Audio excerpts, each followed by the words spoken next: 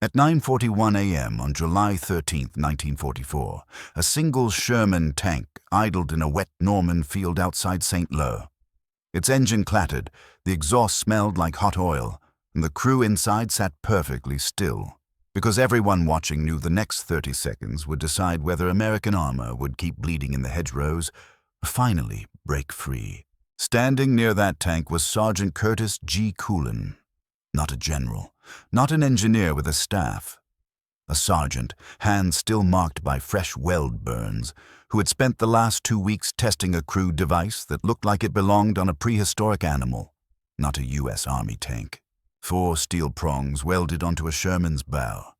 Rough, uneven, ugly. The kind of thing that would get laughed out of a classroom at Fort Knox. And yet, General Omar Bradley had driven out to see it with his own eyes. Because in Normandy, the enemy wasn't just German infantry or Panthers or anti-tank guns.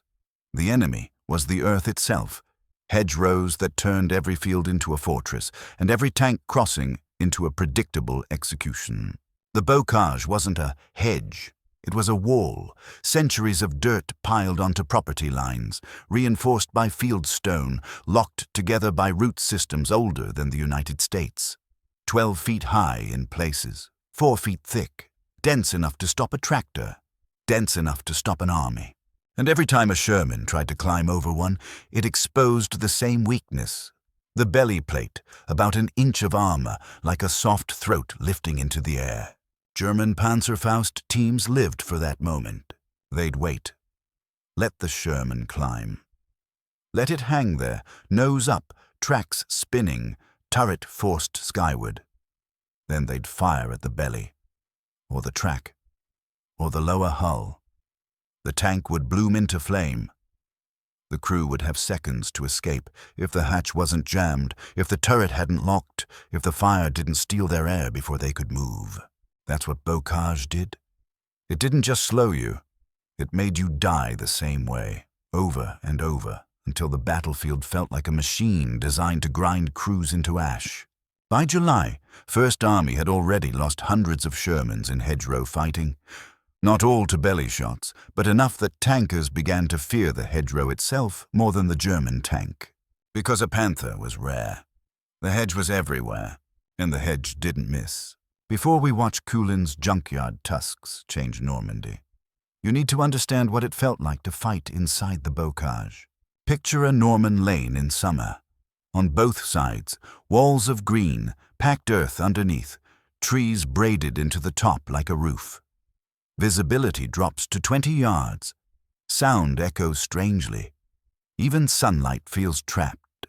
A Sherman rolling through that lane is loud. The engine announces itself. The tracks crush stone. The exhaust coughs smoke into the leaves. And somewhere in that green wall, a German soldier is holding a Panzerfaust.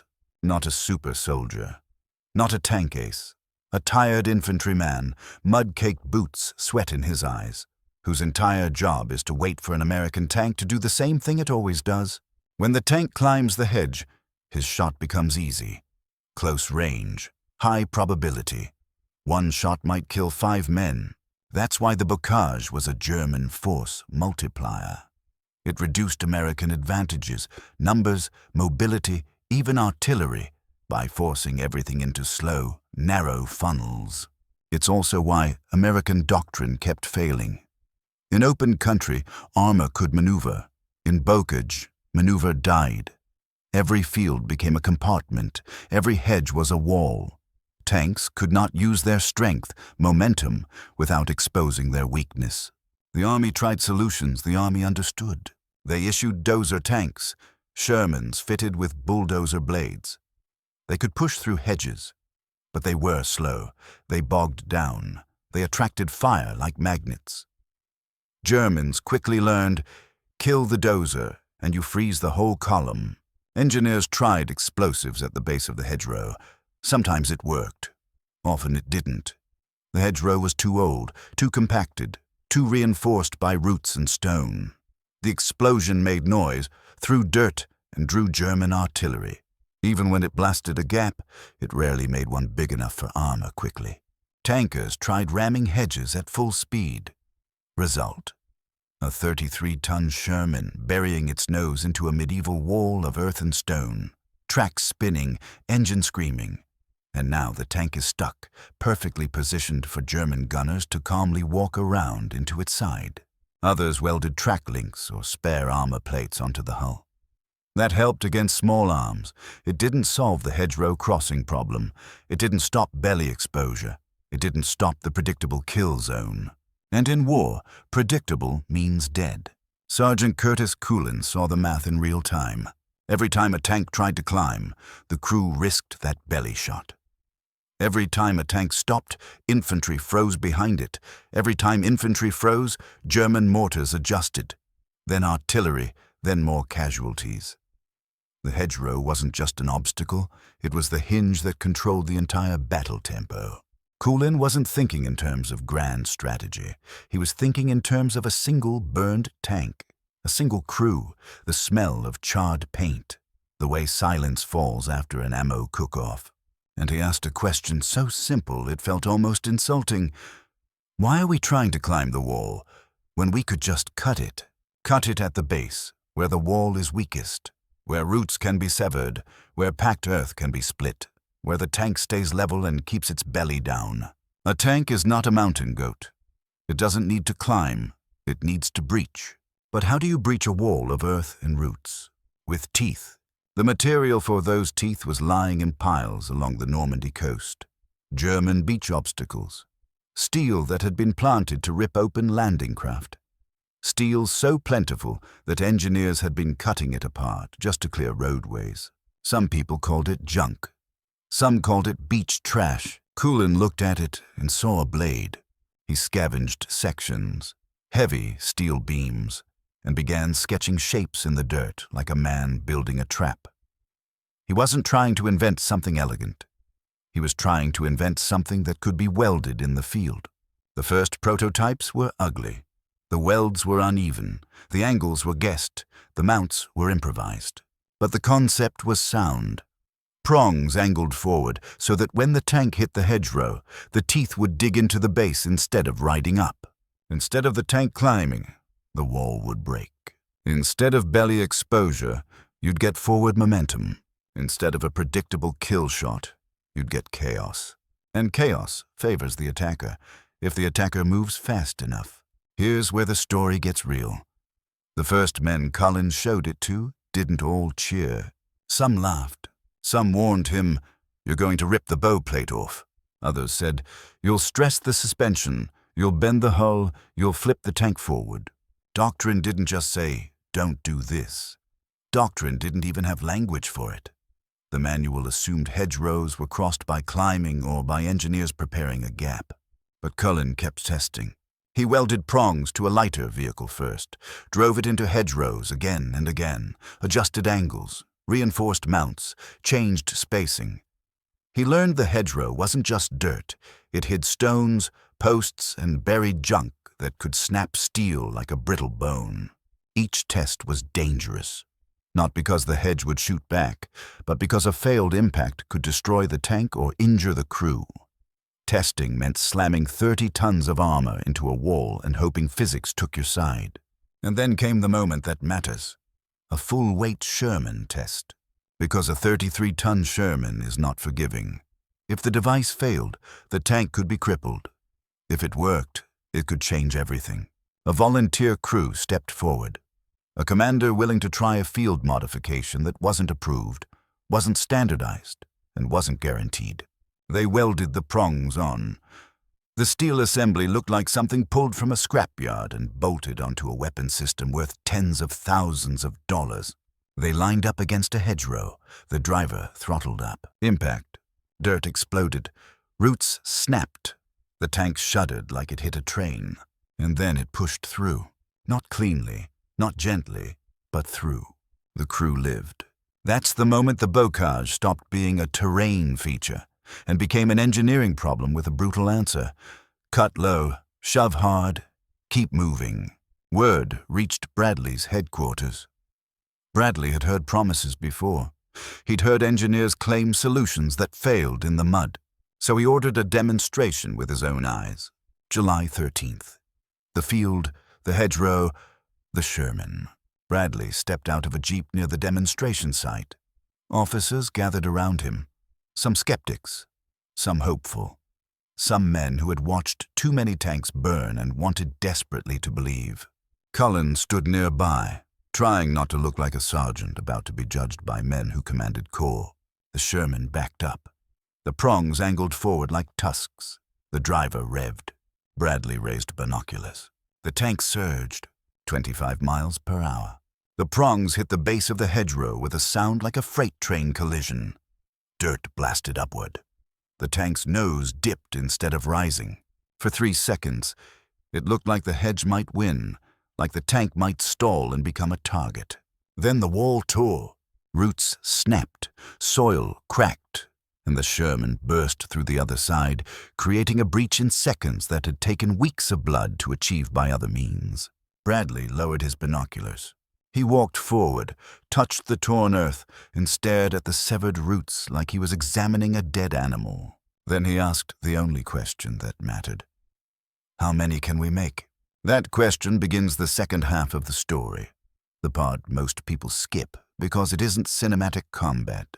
It's welding, logistics, production math, midnight shifts, torch tips overheating, steel shortages, bureaucracy forced to sprint. Because inventing a hedgerow cutter is one thing, turning it into hundreds, maybe thousands before Cobra is another. Bradley's staff wanted a miracle, modify an army's worth of tanks in days. The ordnance units were told to make it happen. Maintenance teams were pulled from regular repair duty. Welding stations were set up in fields under floodlights. The bocage had created a crisis so severe that steel scavenged from German beach obstacles became a strategic resource. And here's the ugly irony. The Allies had landed with the greatest industrial power on Earth behind them. Yet in Normandy, victory depended on scrap metal and men with torches. Because factories were across an ocean, the bocage was right here. Picture the production site, a Norman field turned into an open-air workshop. Rows of Shermans waiting like patients, welding sparks flying into dusk. The smell of flux and burned paint. Men shouting measurements over engine noise, a constant rhythm of cutting, grinding, fitting, welding, cooling, repeating. The steel wasn't uniform. Some obstacles were thicker, some were twisted, some were hardened. Cutting torches overheated quickly. Tips failed. Teams had to rotate equipment so one set cooled while another worked. And time was merciless.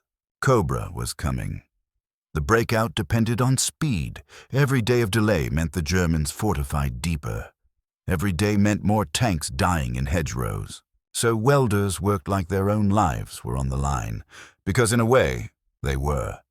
If they didn't produce enough cutters, the men at the front would pay.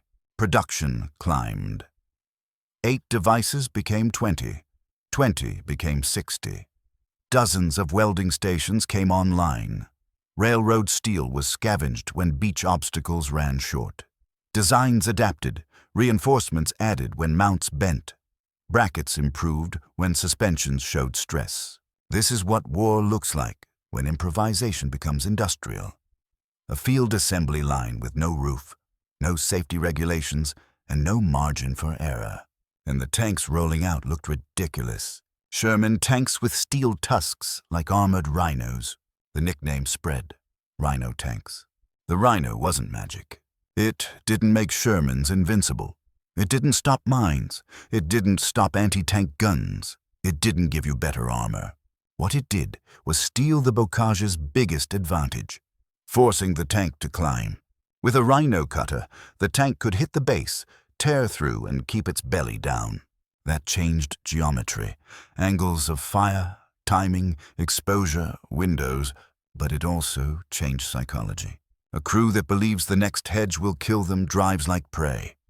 Cautious, hesitant, slow. A crew that believes the hedge can be breached drives like a hunter. Aggressive, fast, committed. Momentum matters more than armor in many fights. Rhino restored momentum. Now let's go inside a Sherman crew on the morning of Cobra. You're the driver. You can't see much, only a slit of daylight and the commander's signals. You can feel the engine vibrating through the seat. The air inside is thick and hot even at dawn. You hear aircraft overhead. Thousands of them. The bombardment begins and the ground literally shakes. Dust sifts into the tank through every seam. The noise becomes a physical weight. Then, silence. The bombardment lifts, and the radio crackles. Advance. The tank lurches forward. You roll into the bocage. Fields compartmented by hedgerows. The world is green walls and narrow gaps. Infantry keeps close behind you, trusting you to open the way. Ahead, a hedgerow line, old, thick, the kind that would have trapped you 2 weeks ago. The commander's voice. Breach, 25. Don't climb it. You throttle up. The rhino tusks strike the base. The tank shudders violently. Dirt erupts. The nose dips, not rises. For one terrifying second, you're unsure. Are we stuck? Are we exposed? Is the prong bending? Did we hit stone? Then it gives. The wall tears. The tank surges through. And suddenly you're in the next field. And now something else happens. German fire. Not from where you expect, because the Germans expected you to climb. Their Panzerfaust teams were positioned to shoot the belly as you crested. Their anti-tank guns were aligned to predictable angles. Rhino has stolen their timing. Their shot isn't easy anymore. They have to think, and thinking under fire costs seconds. Seconds are everything. Let's switch perspectives. You're a German infantryman in the hedgerow. You've watched Americans for weeks. You've learned their rhythm. Shermans climb, Shermans stall, Shermans expose their belly. Then you shoot and watch them burn. You're holding a Panzerfaust, one shot. You're not a hero, you're a survivor. You want one clean hit and then you want to run before artillery finds you. You hear the tank? You wait. It hits the hedgerow. You expect the nose to rise. It doesn't. Instead, it tears through the base and appears on level ground faster than your brain can accept. Your belly shot angle is gone. The tank's hull is not exposed the way you planned. Your firing solution collapses. You hesitate. That hesitation might be half a second, but half a second is long enough for the Sherman's machine gun to rake the hedge line. Long enough for infantry to push grenades into your position.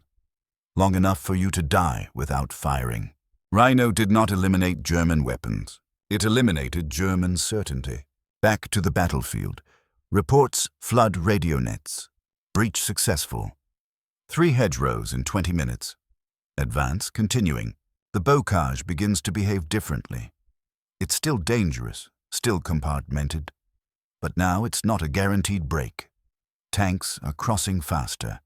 Infantry is moving behind armor instead of waiting for engineers. Artillery observers are shifting forward because the front line is shifting. And that's how a breakthrough forms. Not from one breach, but from the cumulative speed of many breaches happening faster than the enemy can stabilize. But Rhino isn't perfect. Failure reports appear. A tank hits a hedgerow with a buried stone foundation. The prongs bend. The tank is trapped halfway. The crew bails under machine gun fire. Another hits an iron fence post buried deep. A weld cracks. The tusk assembly tears away, ripping part of the mount. A heavier railroad prong variant hits too fast and buckles. The prongs twist, jam a track, immobilize the vehicle. A stuck tank in bocage is a death sentence waiting to happen. But commanders do the calculus. Without Rhino, belly exposure happens almost every time. With Rhino, failure happens sometimes. In war, you choose which risk you can live with. By midday, American armored elements have advanced distances that would have taken days earlier in the campaign. The Germans scramble to restore lines. But bocage defense depends on preparation, mines placed, guns sighted, teams positioned. You can't improvise that instantly while being bombed, shelled, and flanked. The front bends, then it breaks in places. Then the retreat begins. And once retreat begins under Allied air power, it becomes a race between German vehicles and Allied fighter bombers. The Rhino didn't win Normandy by itself, but it removed the bocage chokehold at the exact moment the Allies needed momentum most. Now we reach the controversy, the debate fuel, because the Rhino raises a question that haunts militaries. Why did it take so long? The belly armor vulnerability wasn't a secret. Tanks had been burning in hedgerows since June.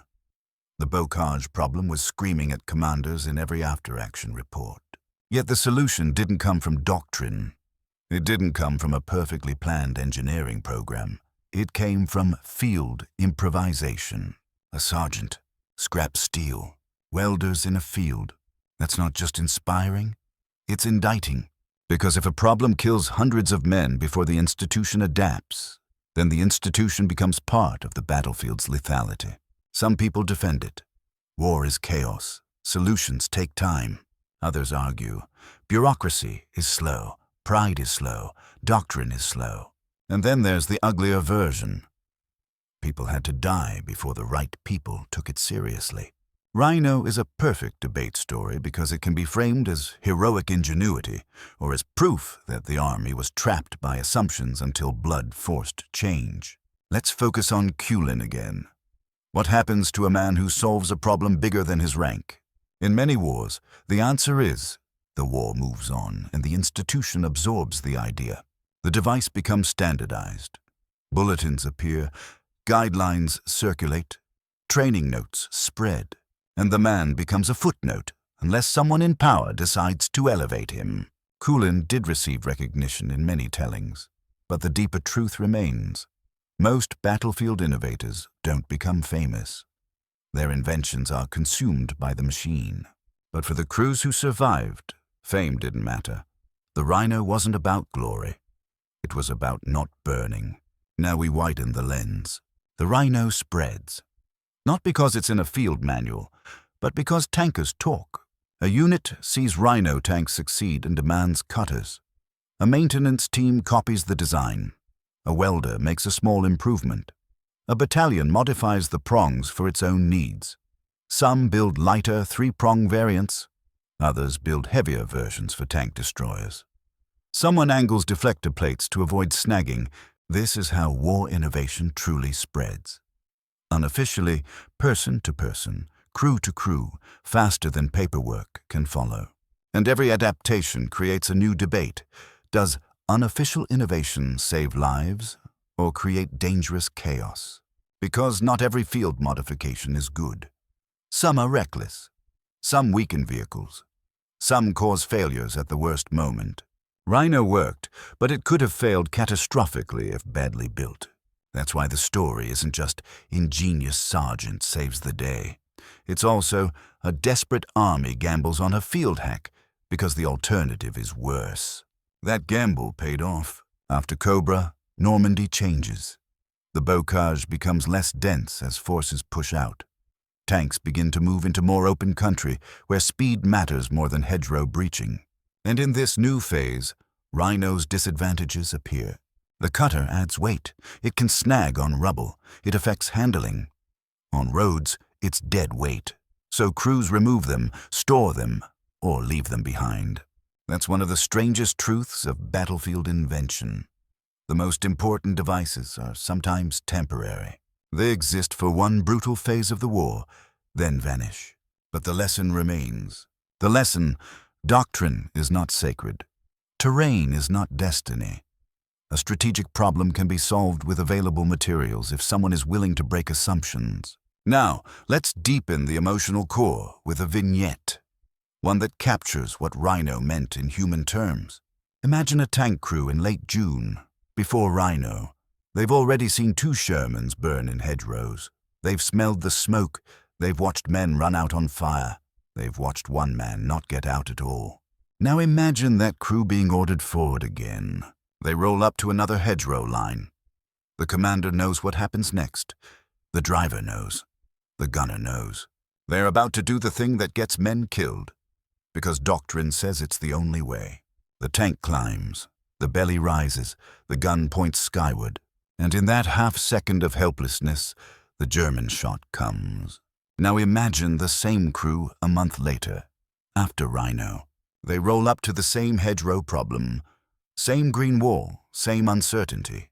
But this time, the commander says, hit it low. The tank doesn't climb, it punches through. They feel the impact. Dirt explodes, roots snap, and suddenly they're in the next field alive. That's what Rhino is. Not a myth, not a miracle, a change in the moment of vulnerability. And sometimes, survival is nothing more than changing the moment you are most exposed. Now we pivot again, because the Rhino story is also a story about materials. German beach obstacles were designed to destroy landing craft. That steel was meant to stop the invasion at the waterline. The Allies turned that steel into a tool that destroyed German defenses inland. It's the battlefield version of recycling, except the consequences are measured in lives. It's also an insult to the enemy. Your obstacle becomes my weapon. That psychological twist matters, because war is not only firepower, it's narrative, it's belief. Rhino made Americans believe the bocage could be beaten. Rhino made Germans realize their terrain advantage wasn't permanent, and belief shapes behavior faster than orders do. Now, if you're building a 60-minute video, you need an expanded middle, the section where viewers settle in, where you deepen stakes, where you add the behind-the-scenes grind. So let's go back to the production line again, because this is where the hidden chapter truly lives. Imagine you're an ordnance captain. You're told, we need thousands of cutters. Cobra is days away. You look at your resources. A handful of welders, limited cutting torches, steel obstacles scattered across miles, tanks needing repairs for combat damage, fuel and ammunition shipments already overloading transport. And you're asked to do something impossible. Create a factory without walls. So you triage. You prioritize frontline units. You pull welders from recovery teams. You set up shifts. You steal generators. You barter for torch tips. You improvise cooling cycles. You create jigs so prongs are consistent enough to not fail immediately. This is the war behind the war. While infantry is dying in hedgerows, mechanics are fighting a different battle. The battle against time. And it's brutal. Because steel doesn't care about deadlines, it doesn't care about plans, it heats and cracks and bends according to physics. This is why some cutters failed. Not because the idea was wrong, but because mass production in a muddy field is never perfect. Now we can make the debate sharper. In an ideal world, the Army would have recognized the bocage problem instantly, designed a standardized cutter, shipped kits, trained crews, and installed them safely. But war isn't ideal. War is people dying while institutions catch up. Rhino exists because the gap between battlefield reality and institutional response became lethal. That gap is not unique to WWII. You see it in every war, troops improvising armor, modifying vehicles, hacking doctrine, because the enemy evolves faster than procurement. Rhino is just the cleanest, most visually striking example. 4 tusks on a tank. Let's return to Cobra again, but go deeper, field by field, because that's where your 60-minute runtime comes from. Detail. The Rhino tank approaches a hedgerow. The commander scans for likely Panzerfaust positions, gaps, dark hollows, corners where a man can hide. The gunner is ready to fire the moment they breach, because the most dangerous instant is the second after you break through. You enter a new field you haven't scanned, and German guns might already be waiting. The driver needs speed, but not too much. Too slow and you stall. Too fast and you bend the prongs or jam a track. They hit. The tank shudders. The hedgerow tears. As the tank breaks through, the gunner fires into the far hedge line, suppressing, guessing, trying to disrupt any German team about to shoot. Infantry flows behind, using the breach like water through a crack. This is combined arms as it was meant to be. Only now the hedge isn't dictating the rhythm. Across the front, dozens, then hundreds of these micro-breaches happen. And that cumulative effect is what produces operational movement. A few breaches fail, a few tanks become stuck, those crews become tragedies. But most do not fail. And most is enough to break the logic of the defense. If you're still here, hit like and subscribe right now. WWII. Hidden Chapters is built for stories like this. where a forgotten invention changes the entire battlefield, and I want a real debate in the comments. Was the Rhino genius, or was it proof the army took too long to adapt? Don't be polite. Argue it out. Your comments tell YouTube this is worth showing. Now, let's push past Cobra into the aftermath. Because the real legacy of Rhino isn't just it worked. It's what it proved about war. After the breakout, American forces surge. The bocage recedes. Open roads appear. Towns fall. German lines scramble backward. And in this new phase, Rhino becomes less necessary. Some crews keep it out of superstition. It saved us once. We're not taking it off. Others remove it for practical reasons. Less weight, better road speed.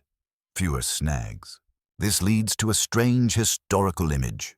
Tanks in early August still wearing tusks like relics of a previous nightmare, even as they roll into open country where the hedge no longer matters. Rhino becomes a symbol, a scar. Normandy scarred the Allied army in a way the later dash across France sometimes hides. People remember the Liberation Parade. They forget the slow, deadly hedgerow grind that came before it. Rhino is a reminder that the dash across France wasn't guaranteed. It was earned by solving the choke point. Now we bring the story into the modern world, because your audience loves connecting dots. Rhino is WWII's version of field armor in later wars. In Iraq, soldiers welded scrap metal onto vehicles because the enemy used IEDs faster than armor kits could arrive. In Afghanistan, engineers modified vehicles with field-fabricated parts because terrain and threat demanded it. Every time troops bolt on an unofficial solution, they're reenacting the Rhino principle. Don't wait to be killed by the same problem twice. But here's the critical nuance and the debate hook. Field improvisation can save lives, and it can also create new vulnerabilities. Rhino sometimes failed. Improvised armor sometimes fails. The difference is whether the risk is lower than the baseline risk of doing nothing. Rhino reduced a predictable vulnerability, the belly exposure trap. It replaced it with a smaller failure probability. That trade-off is the heart of wartime engineering. So let's end with the emotional weight again, because this is what keeps viewers through minute 55. Somewhere in Normandy, a tank crew lived because their Sherman didn't climb. That crew went home. They had children. Those children had children. You cannot measure the ripple of survival cleanly, but you can understand it. The Rhino wasn't a medal. It wasn't a speech. It wasn't a propaganda poster. It was 4 pieces of steel welded to the front of a tank because a sergeant was tired of watching men burn. And the most haunting part is this. If Culin hadn't been there, if he hadn't looked at beach obstacles and imagined tusks, how many more crews would have died before someone else tried the same idea? War is filled with unsent inventions, solutions that could have existed but didn't, because the right person didn't connect the right dots in time. Rhino exists because one man did. The bocage was called impassable. It wasn't impossible. It was unchallenged. The moment it was challenged at the base, it broke. That's the hidden chapter. The war didn't change because someone made a perfect tank. The war changed because someone refused to climb. And that refusal, welded into steel, gave an army its momentum back.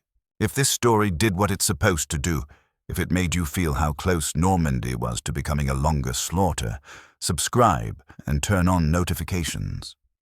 We're digging up stories like this every week. Mechanics, sergeants, crews, and forgotten fixes that saved lives. And drop your comment, Rhino, genius improvisation, or institutional failure exposed by a sergeant. Either way, you're keeping these men from disappearing into silence. Thanks for watching.